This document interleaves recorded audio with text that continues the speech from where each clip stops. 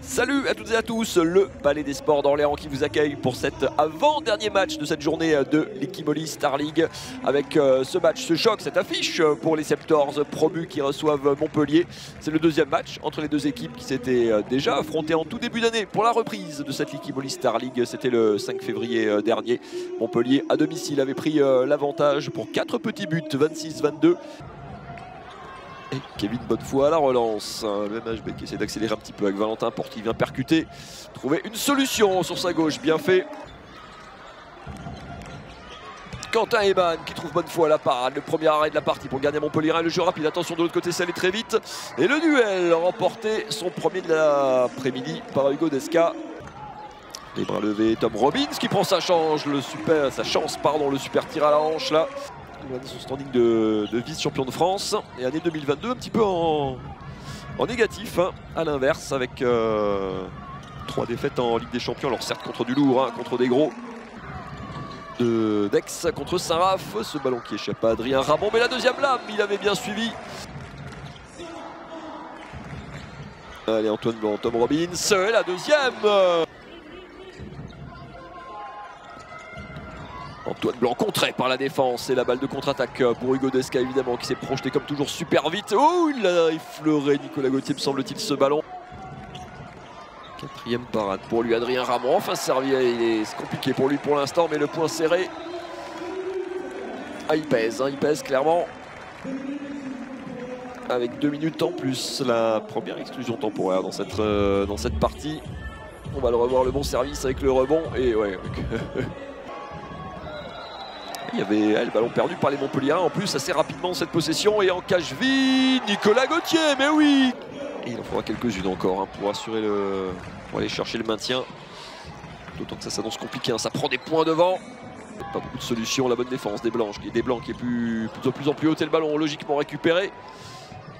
Allez, il y a une supériorité numérique à jouer, on y arrive sur la droite. C'est bien joué. Le mano à mano qui continue à 7 minutes 30 de la pause. Il est perdu ce ballon, attention à Tom Robbins qui peut jouer rapidement, et la bonne solution rapidement à l'aile. Et le plus 1 pour les Septors. On est une fois de plus à égalité, 12 partout. Et ce dernier ballon peut-être pour faire la différence, juste avant le buzzer. Pour attaquer cette deuxième période.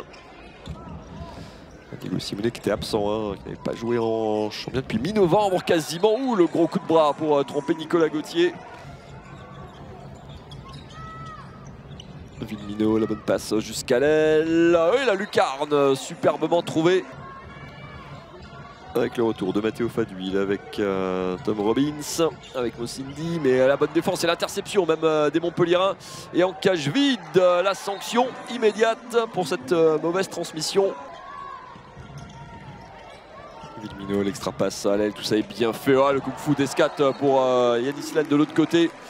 Montpellier qui déroule dans les premières minutes, les 10 même quasiment premières minutes de cette deuxième mi-temps.